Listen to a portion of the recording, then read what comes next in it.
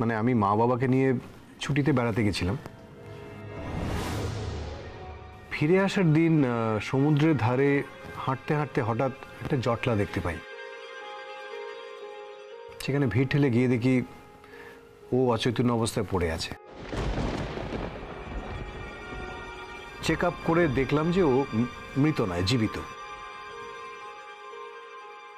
তো তখন ওকে ট্রিটমেন্টের জন্য নিয়ে গেলাম, কিন্তু ওখানে লোকালি যা অ্যারেঞ্জমেন্ট ছিল সেখানেও ট্রিটমেন্ট করানো সম্ভব হতো না। তাই বাধ্য হয়ে ডিসিশন নিলাম যে ওকে কলকাতা শিফট করব।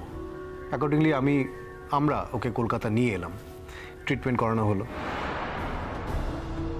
যখন ওর জ্ঞান ফিরল, জ্ঞান ফেরার পর এটা বোঝা গেল যে ওর মেমোরি লস হয়েছে, কিছু মনে করতে পারছে না। ফলে কোথায় থাকে, ওর যাবতীয় ইতিবৃত্তান্ত কিছুই আমরা জানতে পারিনি। বাই দিস টাইম আমার পরিবার থেকে ঠিক করা হয় যে ওর সঙ্গে আমার বিয়ে দেবে। মানে ও এই অল্প সময়ের মধ্যেই আমাদের পরিবারের সবার মন জয় করে ফেলেছিল।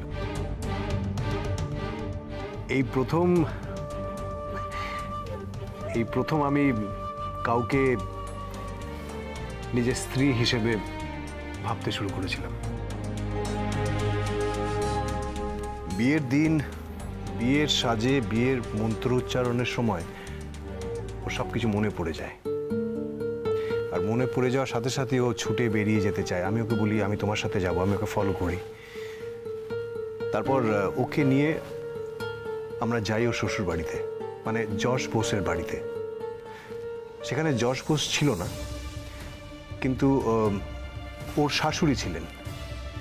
শাশুড়ি আমাদেরকে এন্টারটেইন করেননি, যথারীতি আমাদের এন্টারটেইন করেননি। এবং কথায় কথায় উনি বলেন যে যশ রোহিণী চৌধুরীর বাড়িতে গেছে। আমরা তখনই সেখান থেকে বেরিয়ে আমরা রোহিণী চৌধুরীর বাড়িতে যাই। গিয়ে দেখি ওখানে যশ আর রোহিণী চৌধুরীর বিয়ে হচ্ছে। যথারীতি আমাদেরকে ওখানে দেখে সবাই অবাক হয়ে যায়। ইনফ্যাক্ট ওখানে এটাও রটনা করা হয় যে ও নাকি পুরোটাই অ্যাক্টিং করছে, ওর কিছু ওই স্মৃতি চলে যাওয়াটা ওটা একটা অ্যাক্টিং, ওটা কিছুই হয়নি। আমরা শুনে অবাক হয়ে যাই, কারণ ওরা ধরেই নিয়েছিল যে ও বেঁচে নেই, ও মারা গেছে। তারপর এই রটনাটা হয় যে আমার মতো একজন প্রসপেক্টিভ ছেলে বা যদি হাজবেন্ড হয়, তাকে পেয়েছে বলেই তার নিজস্ব প্রসপেক্টটা অনেক বেশি বাড়বে, বিদেশে যেতে পারবে, বিদেশে গিয়ে কাজ করতে পারবে, অনেক টাকা রোজগার করতে পারবে। এই ধারণাটা ওই বাড়ির সবার মধ্যে তৈরি হয়। এই কারণেই যশের সঙ্গে ও কোনো যোগাযোগ করেনি। যশও ভাবতে শুরু করেছিল যে শবনম ওকে ঠকিয়েছে। যশ শুধু যে ওকেই অপমান করে তা নয়, যশ অ্যাট টাইমস আমার সাথেও মিসবিহেভ করেছে, আমার সাথেও একটুখানি ওর একটু কথা কাটাকাটি হয়েছে, বা যাই হোক, that is not the point. আর এরকম সময়ই শবনম প্রথম ফাইট করে। এই অন্যায়টাও মেনে নিতে পারে না। শবনম রোহিণী চৌধুরী আর স্বপ্নদীপ ঘোষের নামে থানায় ডায়েরি করে। স্বপ্নদীপ অ্যারেস্টেড হয়।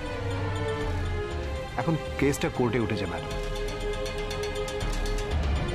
আর সেই কেসের জন্যই আমরা আপনার কাছে এসেছি ম্যাডাম। বুঝলাম। আমি আপনাদের কাছ থেকে আরো কয়েকটা পয়েন্ট জানতে চাইব পরে। প্লিজ একটু সহযোগিতা করবেন আমার সাথে। ম্যাম, আমার অসহযোগিতা করার কিছুই নেই, নিশ্চয়ই করব। বাই দ্য ওয়ে, ওদের পক্ষের লয়ার কে জানেন? না। ইটস ওকে, আমি খবর নিয়ে নেব। যিনিই হন না কেন, যেটা সত্যি সেটা তো সত্যি। সারা জীবন সত্যের জন্য লড়াই করেছি। আমি লয়ার, কিন্তু তা বলে কখনো মিথ্যের সঙ্গে আপোষ করিনি। আমার কাজই হচ্ছে মিথ্যের হাত থেকে সত্যিকে বাঁচিয়ে তাকে প্রতিষ্ঠা করা। আপনারা নিশ্চিন্ত থাকুন, যা যা বলছেন প্রতিটা কথা যদি সত্যি হয়, আমি কথা দিচ্ছি জিত তো আপনাদেরই হবে। আচ্ছা ম্যাডাম, আপনার কনসালটেশন ফিজটা? আমার সেক্রেটারির কাছে দিয়ে দেবেন, তাহলে কাল দেখা হচ্ছে। Thank you. অনেকদিন মিথ্যের সাথে সহবাস করেছি, আর না। এবার আমি আমার জীবনের সত্যিটাকে খুঁজতে চাই, সত্যিটাকে প্রতিষ্ঠা করতে চাই। আমি জানি এতে যশ এফেক্টেড হবে, কিন্তু এই সত্যিটা না ওরও জানা প্রয়োজন। লড়াইতে যখন একবার নেমেই পড়েছেন তখন এটা তো আপনার আর হাতে নেই। ইনফ্যাক্ট আপনার হাতে কিছুই নেই, এখন সবকিছু আমার হাতে। এই তথ্যগুলো সত্যি সেটা প্রমাণ করার দায়িত্ব আমার, আর সেই জন্যই তো আমাকে এতগুলো টাকা ফিস দিচ্ছেন। নিশ্চিন্তে থাকুন, বাড়ি যান, আমি আছি।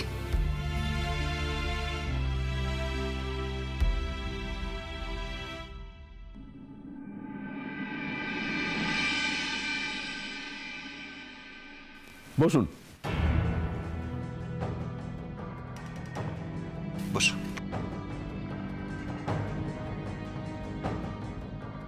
136A केस नंबर शबनम खातून बनाम रोहिणी चौधरी बादी हाजिर।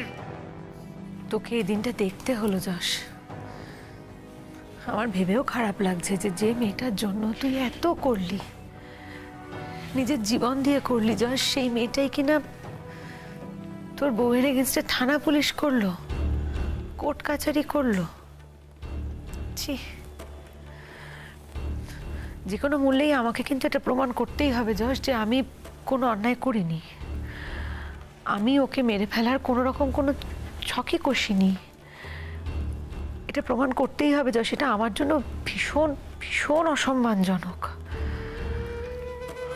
তবু একবার এটা প্রমাণ হয়ে যাক যে তুই কিছু করিসনি, তাহলেই ওর এই মিথ্যে বলার অভিযোগে ওর শাস্তি হবে। তুই ওর এগেনস্টে একটা মানহানির মামলা করবি, আমি বলছি অবশ্যই করবি। না না না না না না, একদম না যশ, প্লিজ। আর আমি এসবের মধ্যে যেতেই চাই না। কি চেয়েছিলাম বলতো? আমি শুধুমাত্র তোকে নিয়ে সুখে সংসারটা করতে চেয়েছিলাম। আর যতবার আমি এই এফার্টটা দিয়েছি ততবারও ঘেঁটে দিয়েছে। দেখ, এবারেও তাই হলো। এবারেও কিন্তু আমাকে স্পেয়ার করলো না যশ। পার্মানেন্টলি সারা জীবনের জন্য আমাদের একটা সুখের সংসার সাজানোর জন্য আমার মনে হয় এটা প্রয়োজন, এটা দরকার যে একবারের মতোই এটা প্রমাণ হয়ে যাক তুই নিরপরাধ। তো নার্ভাস কেন? চুপচাপ, মানে ভয় লাগছে? ভয় লাগবে কেন, আর নার্ভাসই বা লাগবে কেন? আমি তো কোনো অন্যায় করিনি যে আমার নার্ভাস লাগবে। আমি তো সেটাই বলছি, তুমি অন্যায়কারীদের তার অন্যায়ের মুখোশ খুলতে এসেছো এখানে, এতে নার্ভাস হয়তো কিছু নেই, রিল্যাক্স। কি বলো তো দেবদীপ, যশ আমার জন্য অনেক করেছে। সেই জায়গায় দাঁড়িয়ে ওর বউকে কোর্টে টেনে আনতে আমার খুবই খারাপ লাগছে, কিন্তু অ্যাট দ্য সেম টাইম আমার এটাও মনে হচ্ছে যে রোহিণী চৌধুরী আলাদা মানুষ আর যশজিৎ বোস আলাদা মানুষ। আর দেখো দীপদীপ, আমারও তো এই পৃথিবীতে বেঁচে থাকার অধিকার আছে।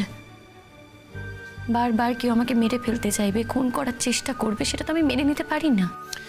হ্যাঁ, মানে এরকম একটা সিরিয়াস অপরাধের জন্য যারা দোষী তাদেরকে তো শাস্তি পেতেই হবে। They have to be punished. আর অপরাধ এবং অপরাধী কাউকে তুমি আড়াল করতে পারো না, মানে এটা নৈতিকতা নয়।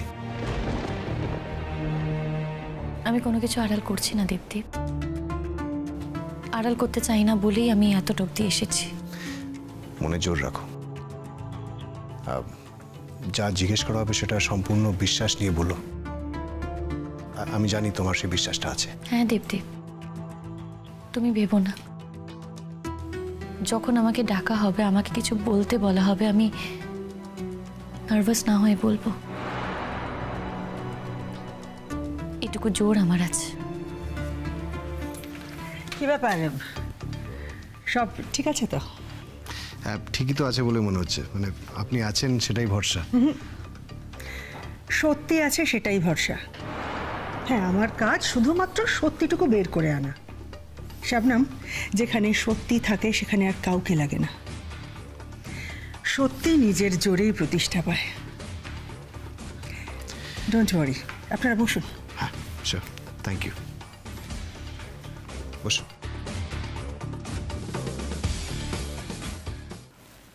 আপনারা পয়েন্টগুলো নোট করে রাখবেন, যা যা বলবেন, ঠিক আছে? আর আপনি যা বলবেন গুছিয়ে বলবেন এবং টু দ্য পয়েন্ট বলবেন, ওকে?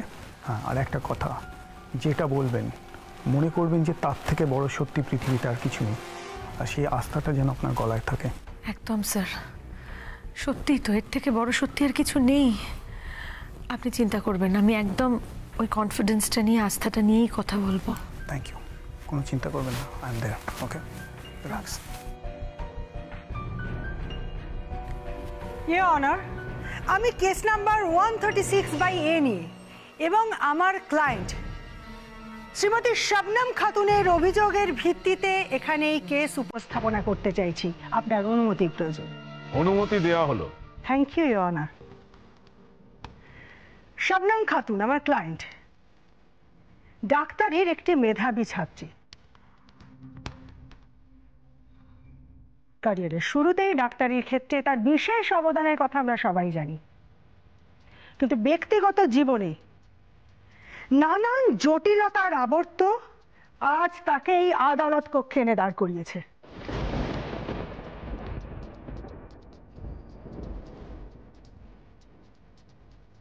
মূলত গ্রামের একটি মেয়ে ইয়োর অনার।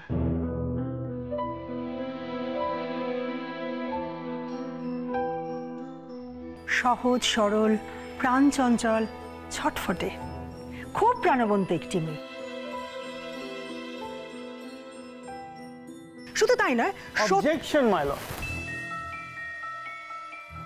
আমরা এখানে মনে হয় না কোনো গল্পের আসর বা উপন্যাস শুনতে এসেছি। শবনম খাতুনের ব্যক্তিগত চরিত্র অতীতে কি ছিল বা না ছিল আমার মনে হয় না আমাদের জানার প্রয়োজন আছে। এটা শুধুমাত্র কোর্টে সময় নষ্ট। ইয়োর অনার, আমি আমার উপস্থাপনাকে কিভাবে করব সে ব্যাপারে ইন্টারফেয়ার করার কোনো এখতিয়ার বা অধিকার আমার লার্নেড ফ্রেন্ডের তো নেই। এ ব্যাপারে যদি কিছু বলার থাকে আপনি বলবেন ইয়োর অনার। তবে তার আগে আমি একটা কথা বলতে চাই।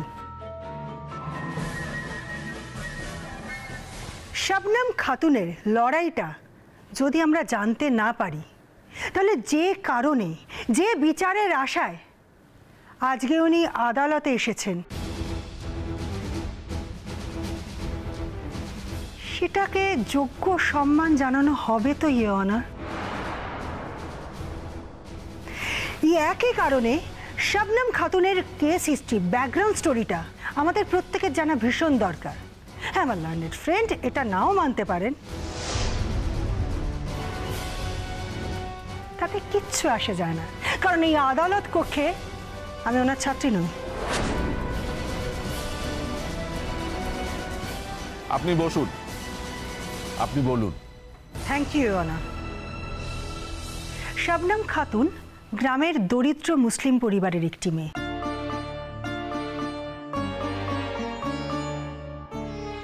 দুবেলা দুমুঠো পেট ভরে খাওয়াই জুটত না। আশেপাশের মানুষের দয়া দাক্ষিণ্যে এবং স্কুলের শিক্ষক শিক্ষিকাদের বদান্যতায় তার লেখাপড়া শেখা তার এক্সট্রা কারিকুলার অ্যাক্টিভিটি। কিন্তু শবনম অত্যন্ত মেধাবী ছাত্রী ছিলেন।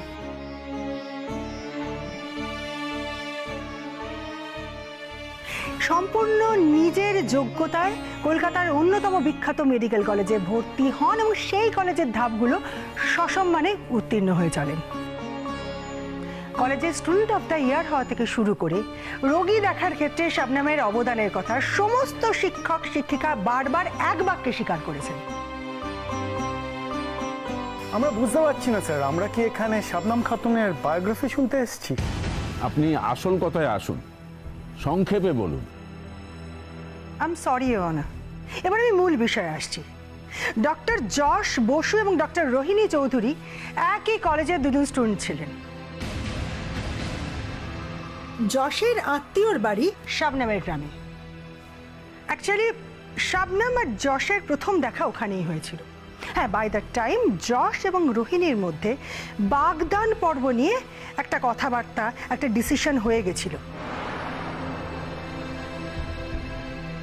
কিন্তু শাবনামের সাথে আলাপ হওয়ার পরে ওর সত্যের প্রতি নিষ্ঠা ও লড়াকু মানসিকতা, বলাই বাহুল্য, যশ আস্তে আস্তে শাবনামের প্রতি আকৃষ্ট হয়ে পড়ে।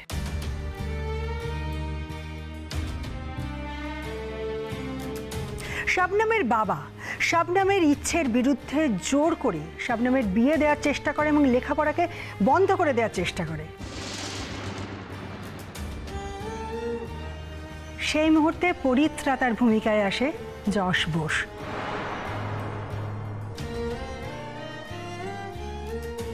সেই বিয়ে থেকে শাবনামকে নিয়ে তাকে রেস্কিউ করে যশ বোস এবং উন্মত্ত জনতার রোষের হাত থেকে শাবনামকে বাঁচানোর জন্য যশ নিজের হাত কেটে সেই রক্ত দিয়ে শাবনামের মাথা রাঙিয়ে দেয়।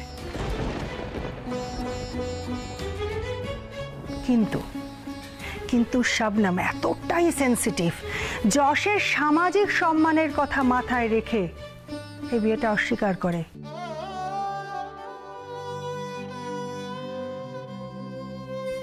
রাস্তার কলের জলে মাথার সেই রক্ত ধুয়ে ফেলে। কিন্তু মেয়েটার তো আর কিছু নেই, ফেরার রাস্তা নেই, তাই বাধ্য হয় যশের সাথে এসে যশের বাড়িতেই আশ্রয় নিতে।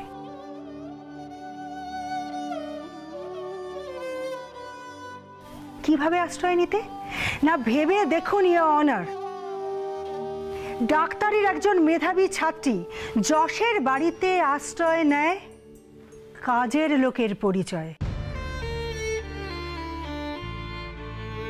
শুধুমাত্র আশ্রয়ের জন্য একজন ডাক্তারের ছাত্রী নিজের পরিচয়ে কাজের লোক হিসেবে দেয়। এবং বলাই বাহুল্য, যশের বাড়ির লোকজন শাবনামকে কাজের লোকের থেকে বেশি কিছু ভাবেনি। শাবনাম যশের বাড়িতে থাকাকালীনই যশ আর রোহিণীর পূর্ব নির্ধারিত বিয়েটা হয়ে যায়।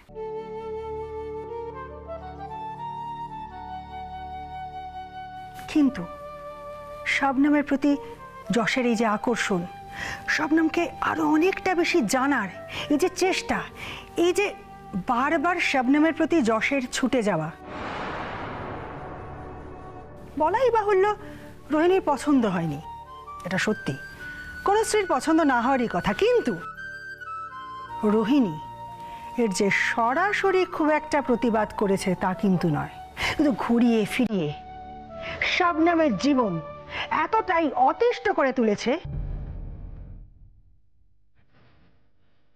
প্রতি পদে তাকে অপদস্থ করেছে, অপমানিত করেছে, মিথ্যে অপপ্রচারে তার জীবনটা দুর্বিষহ করেছে এবং তাকে খুন অবধি করতে চেয়েছে ইওর অনার।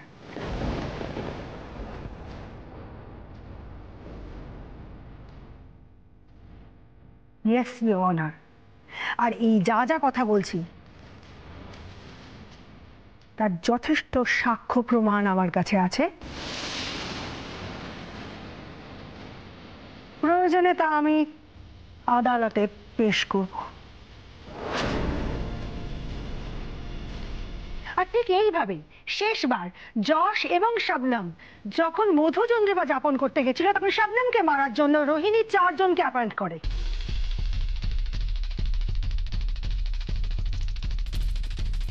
আর পুরো বিষয়টাতে প্ল্যান করে ওদেরকে সাহায্য করে স্বপ্নদীপ ঘোষ, যে এই মুহূর্তে পুলিশ কাস্টাডিতে আছে এবং প্রয়োজন হলে তাকে আমরা আদালতে ডেকে পাঠাবো ইওর অনার।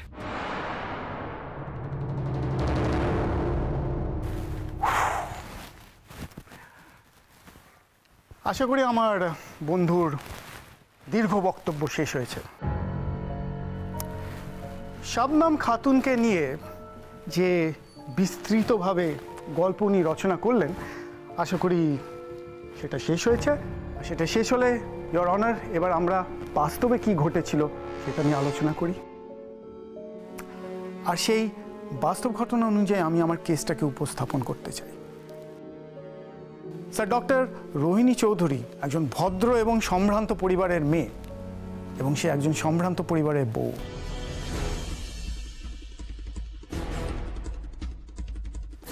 ছাত্রী জীবনে সে ভীষণ মেধাবী ছাত্রী ছিলেন এবং এখন সে সাকসেসফুল ডাক্তার।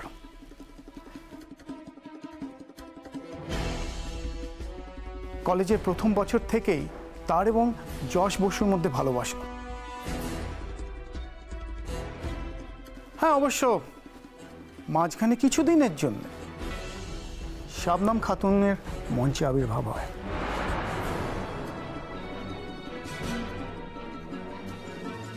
আর শবনম খাতুন তার চরিত্রগত দোষে যশকে নিজের বশে করে।